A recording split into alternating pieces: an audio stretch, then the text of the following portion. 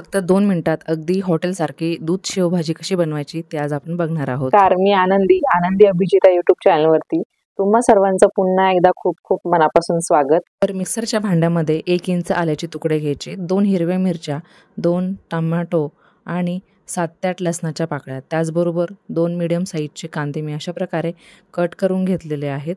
तर आता ह्यामध्ये 1 टेबलस्पून जिरा घालून हे छान मिक्सरमध्ये ग्राइंड करून घ्यायचं. अशा पद्धतीची पेस्ट बनवली की इथे आपला संपूर्ण वेळ वाचतो. तर आता गॅसवरती कढाई ठेवायची. कढाईमध्ये 3 ते 4 टेबलस्पून तेल टाकायचे.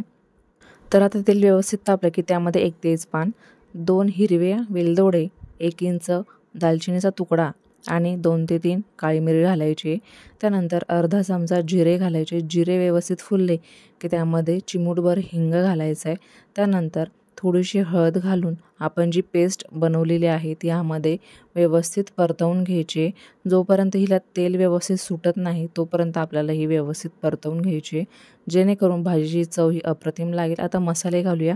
लाल तिखट 1 चमचा, काश्मीरी लाल पावडर 1 चमचा आणि काळा जो मसाला आहे किंवा तुम्ही गोडा मसाला देखील ते वापरू शकता, तो देखील तुम्ही अर्धा चमचालाही कमी गोडा मसाला घ्यायचा आहे, कारण की आपण लाल तिखटाचा आणि त्याचबरोबर मिक्सरमध्ये बारीक करून 2 हिरव्या मिरच्या घेतलेल्या आहे आणि काळी मिरी, आलं हे देखील छान तिखटपणाचं काम करतं. तर झाकून ठेवल्यानंतर इथे बघा व्यवस्थित तेल सुटलेलं आहे. हवं तसं आपला मसाला हा व्यवस्थित परतलेला आहे. एकदम कमी मंद आचेवरती झाकण ठेवून हा परतवून घ्यायचा आहे, जेणेकरून तो व्यवस्थित परततो आणि लवकर देखील परततो. आता ह्यामध्ये दूध घालून घ्यायचं आहे. आपण दूध शेवभाजी बनवतो आहे, त्यामुळे इथे दुधाचा वापर नक्की करूया. साधारण इथे मी 2 वाटी दूध घातलेलं आहे. दूध हे थंड वापरायचं आहे, गरम वापरायचं नाही आहे. दुधासोबत तुम्ही साय वापरलीत तरी देखील चालेल. तर अशा पद्धतीने आपण दूध शेवभाजी बनवतो आहे. तीही 4 जणांना पुरेल आणि पोट भरून खाता येईल एवढा प्रमाण मी तुम्हाला सांगितलेलं आहे. एकदम परफेक्ट प्रमाण आहे आणि चव देखील याची अप्रतिम लागते.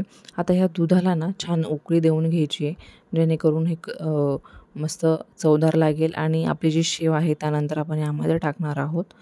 तर आपण अजून मीठ यामध्ये घातलेलं नाही आहे, त्यासाठी इथे मी 1 चमचा मीठ घालते.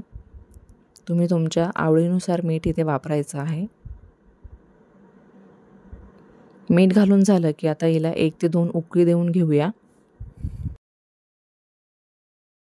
उकळी आल्यानंतर इथे मी कसुरी मेथी घालते. ऑप्शनल आहे, तुमच्याकडे अवेलेबल असेल तर घालायची आहे.